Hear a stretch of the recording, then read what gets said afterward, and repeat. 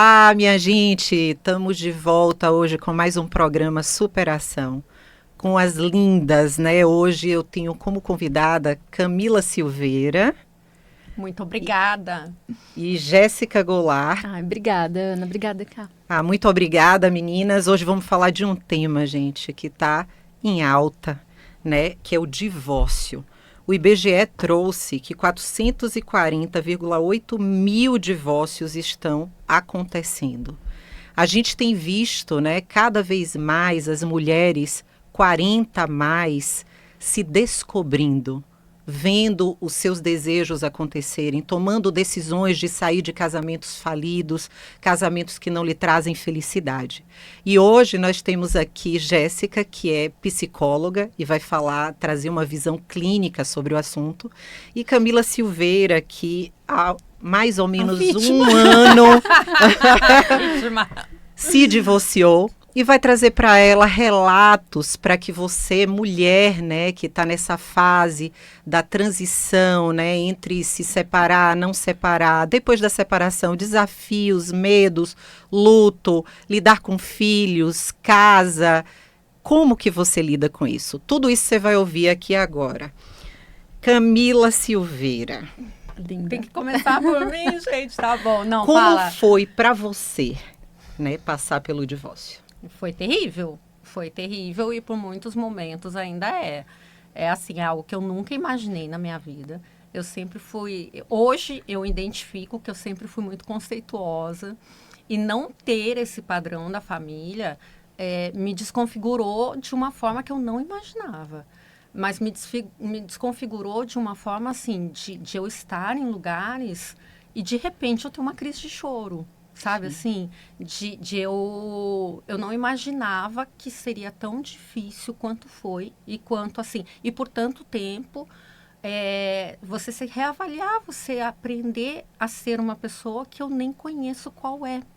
Eu vivi 21 anos do lado do meu ex-marido e hoje ainda, né, elas são muito minhas amigas, gente, então não tem como esconder nada. Que linda!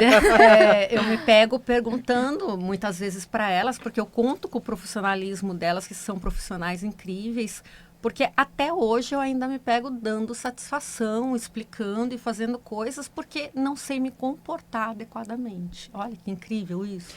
Jéssica, essa estatística do IBGE tem sido sentida dentro dos setting terapêuticos? Sim, muito.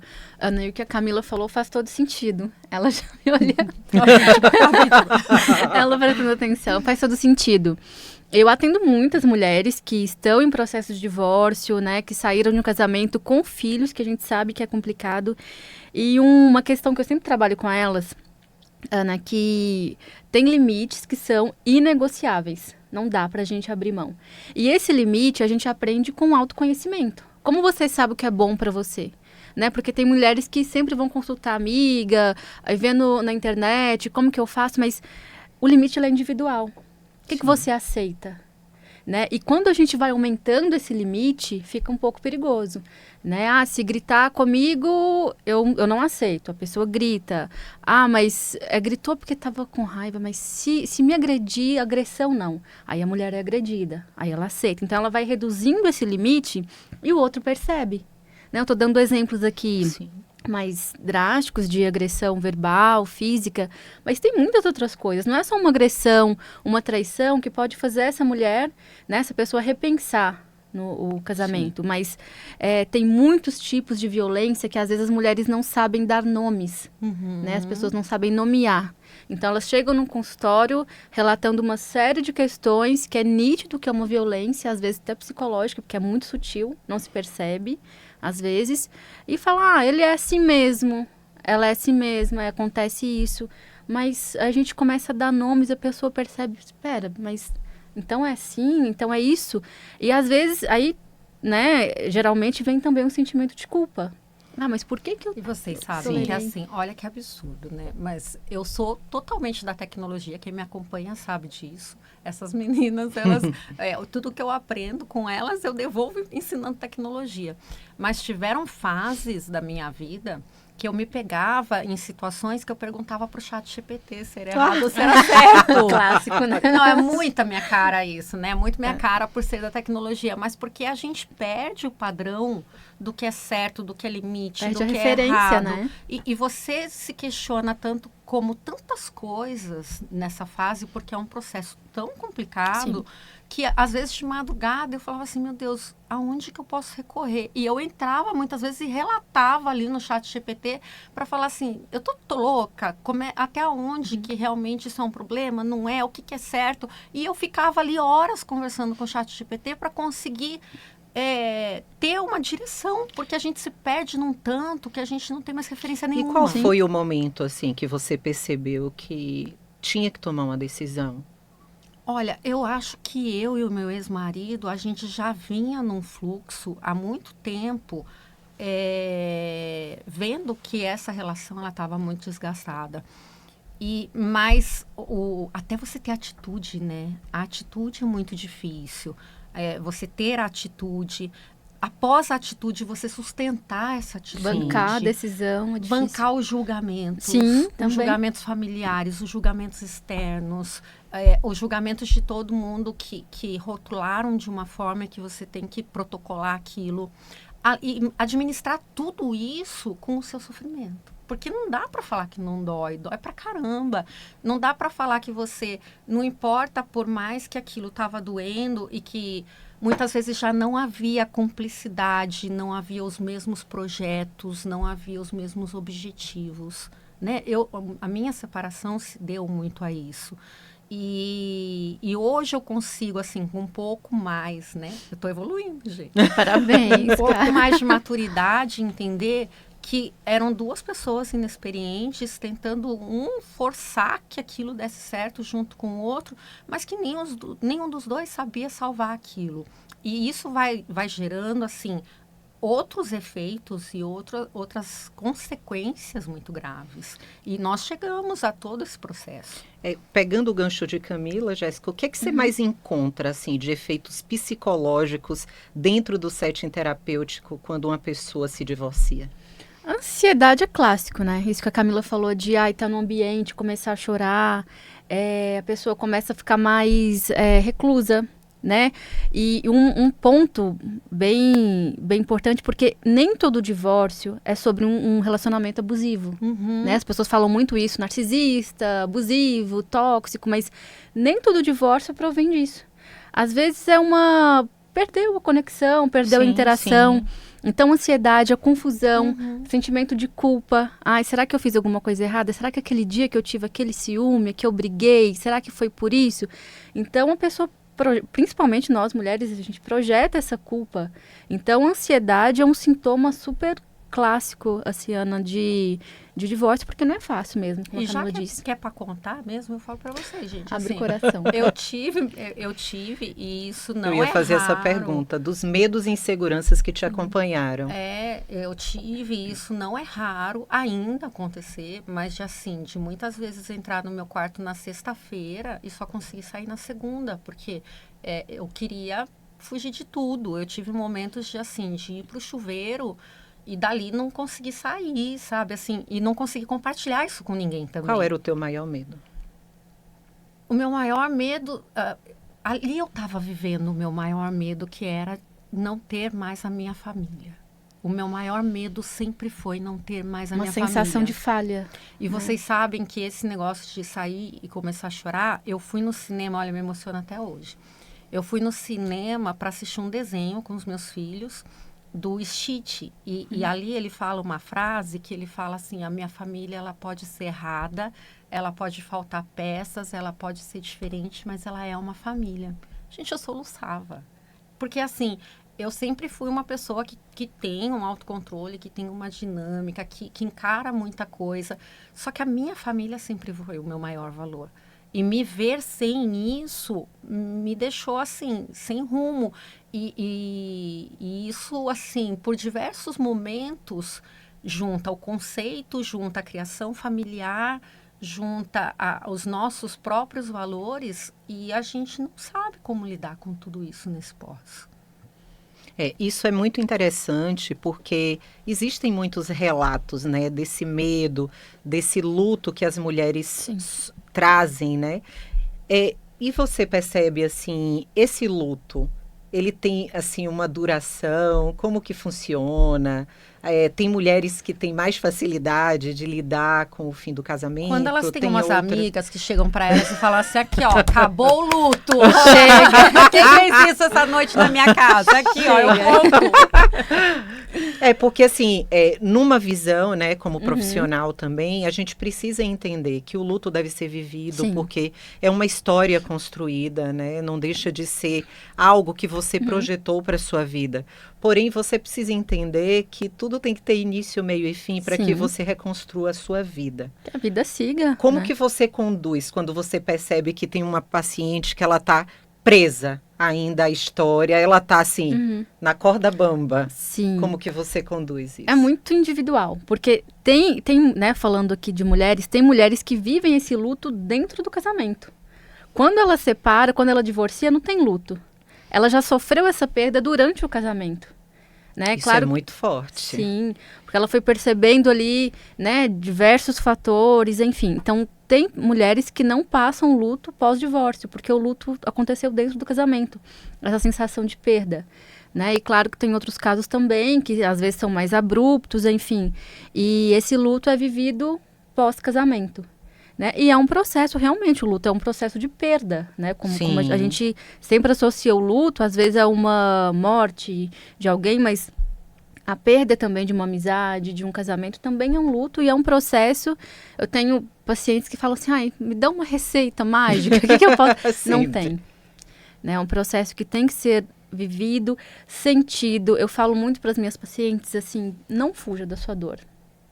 No sentido de não é para ficar ali curtindo a dor, mas olha para o seu sofrimento, faz parte. Deixa vir e deixaria, né? Exatamente. É um sentimento que você precisa senti-lo. Quando você está alegre, você fala, não quero sentir isso, deixa eu disfarçar.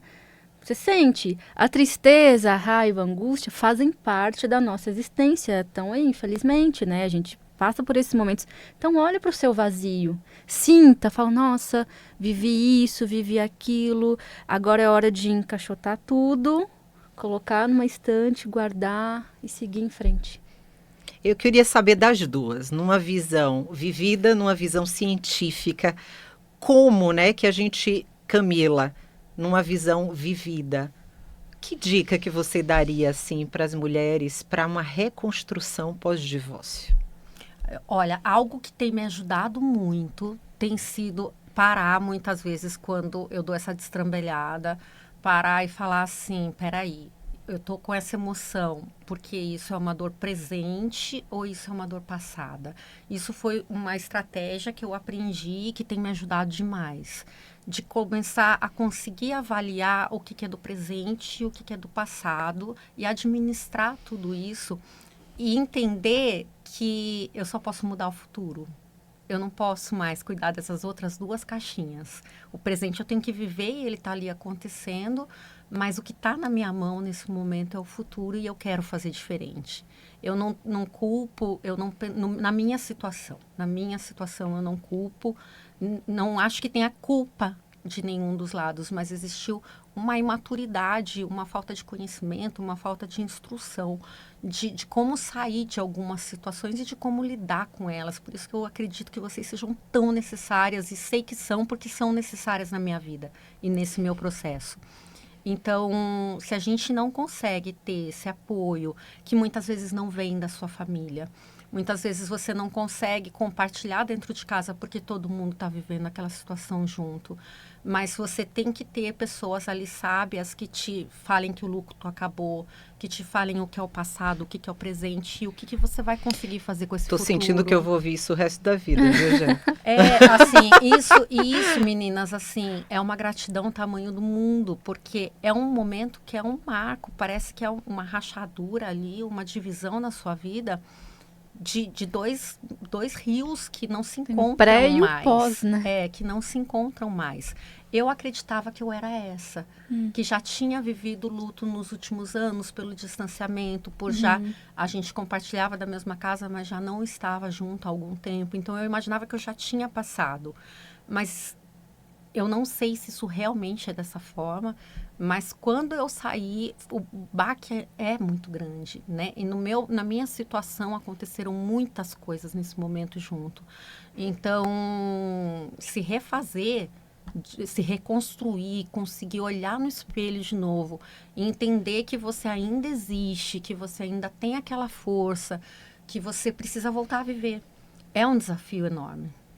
E você, Jéssica, em setting terapêutico, o que você diria?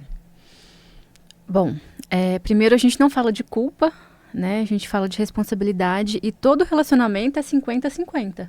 Porque a pessoa que procura ajuda, geralmente ela chega com a culpa toda em cima dela. Né? Eu deveria ter feito, eu não deveria ter feito. Então, metade, metade. E a gente olha para essas responsabilidades, olha os pontos que errou e tudo mais. E é muito importante a pessoa conseguir se perdoar também, por onde ela... Se perdoar em relação ao que ela falhou, porque a gente falha, gente, ninguém é 100%.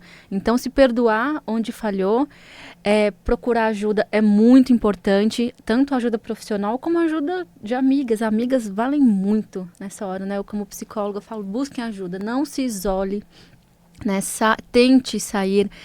E às vezes a gente tem que fazer algumas coisas meio que empurradas mesmo. Vá, não está com vontade, vá, saia, converse, fale, né? A psicanálise, que é a abordagem que eu trabalho, é a cura pela fala. Então, Sim, falar... é a mesma que eu trabalho. Você tem esse conhecimento. Falar alivia muito. Falar cura. Então, busque ajuda. Né? A mulher sempre tem a sensação, geralmente, de... será que eu tô louca? Será que eu tô... Não, você não tá louca. Procure ajuda. A culpa não é sua. Exatamente. E não tem que ter isso, né? Você sabe que eu já participei de uma única outra entrevista. Eu tenho muita resistência para falar da minha vida pessoal. E que fui pega até um pouco de surpresa. E parece que as pessoas, elas têm esse negócio de que, tá, mas o que aconteceu? Qual foi a culpa? Qual isso? Qual aquilo? E não entendem que... quando um não quer, dois não faz, que o erro não acontece sozinho. Tem coisas que são muito ali compartilhadas num casamento, tanto no começo, quanto no meio, quanto no fim. Então, todo mundo faz parte daquela situação.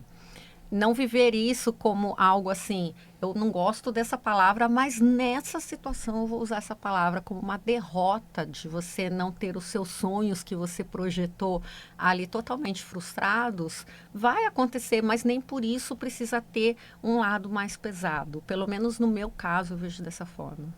Sim. O divórcio seria para vocês um ato de amor próprio? Responde primeiro. Sim, um ato de que você olhar e ver se você está cumprindo tanto o seu merecimento como o merecimento da pessoa que está do seu lado. Sim, concordo, Ana, porque quando a gente fala de autoestima, né, quando eu falo sobre isso nas consultas, geralmente as pessoas falam, mas eu tenho autoestima, eu vou no salão, eu me visto bem. Autoestima não é só isso, é autocuidado, autoproteção. E às vezes, não fazendo apologia ao divórcio de forma alguma, mas às vezes a decisão de um divórcio é autoproteção, é autocuidado. Existe divórcio saudável? Existe. Olha, Camila já me olhou assim, não sei. Que pergunta polêmica. Olha, pessoal, vou falar um negócio. Quando eu sou muito do mundo encantado, né? Eu sou muito do mundo encantado. E eu gosto muito de pessoas. Esse negócio de salvar pessoas é muito o meu dia a dia, a minha vida. Só que a gente esquece nesse limite até onde que o outro quer ser. Exatamente. Este personagem do papel que você desempenha. E ele tem todo o direito de não querer ser. Uhum. Então, quando eu me separei, eu até falei isso nessa outra entrevista, que eu me separei assim. Não, no Natal a gente vai passar junto, Réveillon, aniversário, e tá tudo bem, porque não existe uma ex-família. E eu acredito nisso, não existe ex-família. A família, ela foi composta, a história que eu vivi com o meu ex-marido, eu não vou viver de novo alguns detalhes com mais ninguém na minha vida. Então, o papel dele na minha vida é muito importante. E eu tinha esse conceito. E eu até vim hoje falando sobre isso, de, poxa, a gente tem que viver tanto tempo com uma pessoa, a gente não pode conversar, não pode ser amigo, não pode cuidar, não pode se preocupar. Hoje eu estou começando a me conscientizar que precisa haver alguns limites que não incluem isso tudo. E isso, para mim, é uma outra dificuldade muito grande, porque eu sou extremamente inclusiva, eu não consigo. Eu faço isso com quem eu não conheço, imagina com seguidores que eu nunca vi na minha vida. Imagina como que eu vou tirar da minha história, do meu futuro, uma pessoa que fez um papel tão importante na minha história. Mas eu entendo que no processo do divórcio, ele traz muitos traumas, muitas dores, Sim. muitos machucados, talvez pior do que o final do casamento. Sim. E aí isso fica um pouco insustentável. O que torna complicado e desafiador nessa relação, né, do pós-divórcio é o fato de que muitas vezes as pessoas entendem que mesmo estando morando em casa separada, mesmo estando separados, quando você continua com o mesmo modus operandi, ela vai entender que a relação continua igual. Que ela tem o poder de manipular, que ela tem o poder de controlar, que ela tem o poder de estar pedindo satisfação da sua vida. E o mais interessante é sedimentar dentro, né, de cada das pessoas que estão em processo de divórcio e separação, que ali acabou. Se tem filhos, continuam sendo pais daqueles filhos, mas a relação homem e mulher acabou e cada um tem o direito de seguir com sua individualidade, com sua vida privada da forma que quiser e desejar. Mas, Gel, existe um perfil psicológico mais vulnerável para separação que você percebe assim dentro de setting terapêutico? Sim. A gente podia pôr esse perfil no nome de Camila. Nossa, quem ouve a Camila falar, gente, essa mulher tem uma história tão incrível. Exatamente. Sou fã número 1. Sim, né? A gente sabe que existem alguns transtornos de personalidade, enfim. A dependência emocional, que é um assunto muito vasto, muito extenso, não é isso que vocês veem na internet, Sim. que as pessoas postam falando que é dependência. Então, a gente sabe que tem pessoas que têm mais dificuldade, e a grande maioria, né, não é... É um rompimento de um vínculo de, às vezes, de anos juntos, construção, filhos, enfim. Então, sim, existem alguns perfis que têm mais dificuldade de encerrar, de ver por encerrado, porque, às vezes, a pessoa não quer divorciar, ela precisa, é diferente. Sim. Isso é interessantíssimo. Essa frase é muito boa. Esse ponto aí é de crucial importância para você que está ouvindo a gente, porque existe aquela circunstância em que há uma incompatibilidade e que a pessoa decide se separar. Sim. Existem aquelas relações que são chamadas, também as redes falam de forma superficial, mas é bastante vasto, que são as relações tóxicas que vão interferir, né, que ferem a alma das Sim. pessoas, aonde a pessoa deve se separar. E não existe certo e errado, existe caminhos diferentes a serem seguidos. Certo e errado no limite da normalidade. A gente não está falando aqui de violência, Sim. de nada que seja crime, né? A gente está falando de coisas normais, de relacionamentos que acontecem diariamente.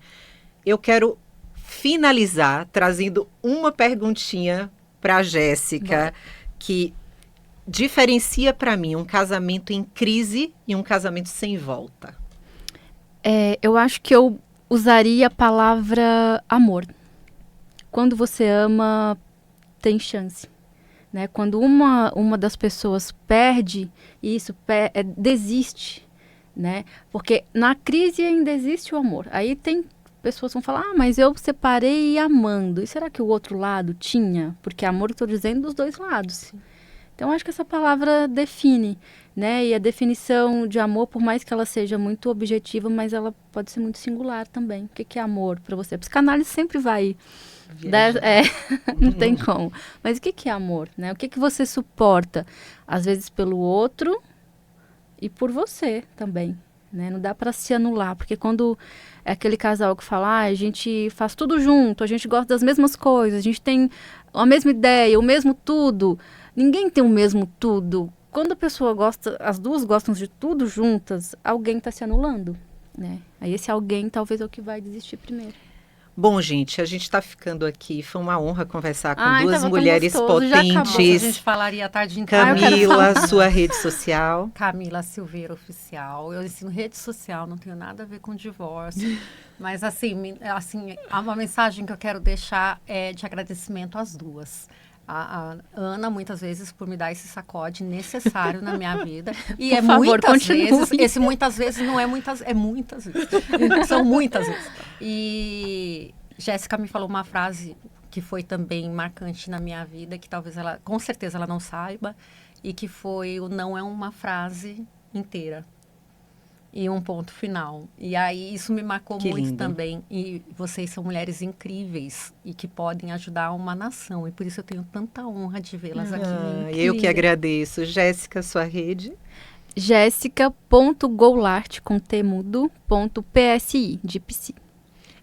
Vamos ficando por aqui em mais um programa em que a gente conversou de um assunto muito potente e que vocês, mulheres, coloquem na mente de vocês, como já diria Freud, o desejo é o motor da vida. Nunca deixe de desejar viver, de desejar brilhar, de desejar ser, de desejar amar e ser amada.